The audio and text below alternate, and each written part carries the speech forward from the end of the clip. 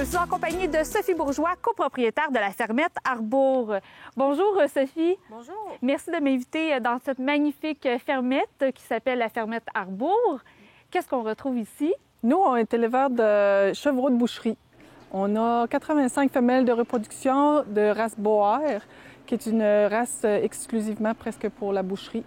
Avec les bébés, les mâles, tout ça, on a au-dessus de 180 têtes de chèvres, là, finalement. Et on peut venir visiter la ferme ici, sur rendez-vous? Oui, on offre visite à la ferme, les boutiques, on vend des découpes de chevreaux, de viande de chevreaux avec les produits transformés, tout ce qui va avec autour du chevreau, finalement. Mais à quoi ça peut ressembler une visite ici? On fait le tour des enclos, on explique un peu comment on les élève, comment on peut aussi, on offre aussi un petit peu avec nos pamphlets là, comment on les apprête au niveau justement quand on les vend, etc. là. Et vous faites aussi des produits transformés.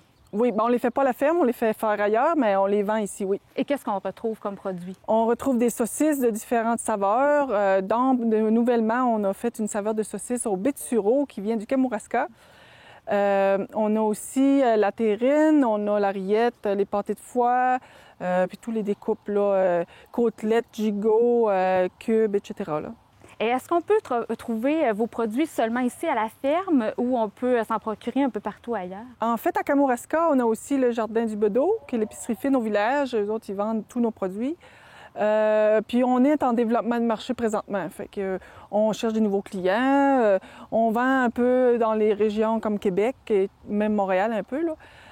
Mais on veut beaucoup développer le chevreau à Kamouraska, dans la région du Bas-Saint-Laurent pour faire connaître aux gens là, la viande qui est peu connue. Là, parce qu'au Québec, on ne fournit pas à 50 de la demande, là, mais c'est surtout les ethnies qui connaissent cette viande-là, qui est très raffinée et c'est un goût très délicat. Mais justement, pourquoi que c'est une viande qui est assez méconnue au Québec? Bien, la chèvre Boer est arrivée ici dans les débuts des années 90 au Québec. Là. Puis c'est une chèvre nous, au Québec, on a connu beaucoup plus le chevreau laitier. Là. Le chevreau de boucherie est plus gros, plus viandé un peu. C'est peut-être pour ça que les gens ils connaissent peu ça, parce que c'est des petites bêtes qui sont pas très, très viandées d'habitude. Là. Mais non, dans le monde entier, le chevreau est beaucoup plus mangé par les humains finalement que le bœuf, là, même jusqu'à 70 7 fois plus que le bœuf, c'est ça. Qu'est-ce qu'on pourrait savoir sur les chèvres ou les chevreaux et surtout sur la viande? Qu'est-ce qui est méconnu? Bien, les gens vont dire « Ah, ça goûte fort ». Non, c'est une viande qui est très délicate. On pourrait dire peut-être un mix entre le bœuf et le porc. C'est très doux. Ça s'apprête super bien, cuit à feu doux. C'est une viande qui est très recherchée. Ça fait des repas gastronomiques, comme on dit. On retrouve des dépliants de la fermette Arbour un peu partout dans le Kamouraska où vous proposez des recettes. Qu'est-ce qu'on peut retrouver un peu comme recette? C'est sûr qu'il y a l'incontournable gigot qui se fait braiser, les brochettes avec les cubes, les côtelettes sur le barbecue, c'est délicieux. J'ai même des clients qui ont fait du jambon de chevreau. J'ai trouvé ça extraordinaire, là.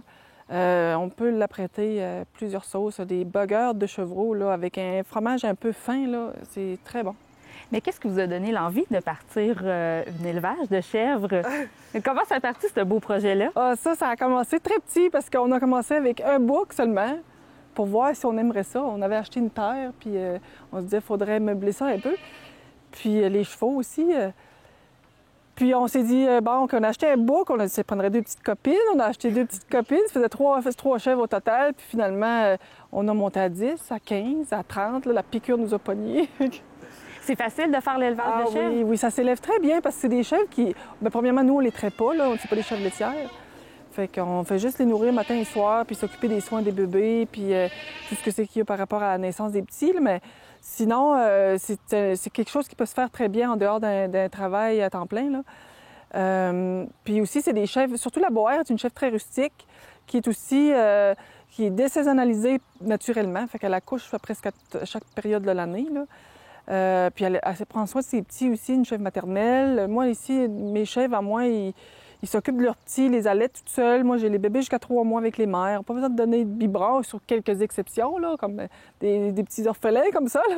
Puis maintenant, d'habitude, ça se fait très bien. Puis nous, bien, ces chevreaux-là qui sont orphelins comme ça, on a quelques laitières qu'on traite pour le lait de la maison. Parce que nous, ici, on va boire du lait de chèvre, mais pas pour vendre, mais...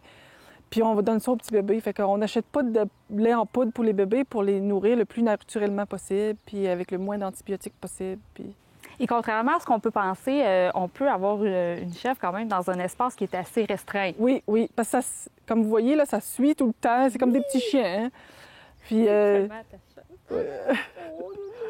il suffit qu'ils connaissent un peu leur environnement, puis après ça ne sauve pas nulle part. Puis une petite clôture électrique, puis oui, c'est assez docile.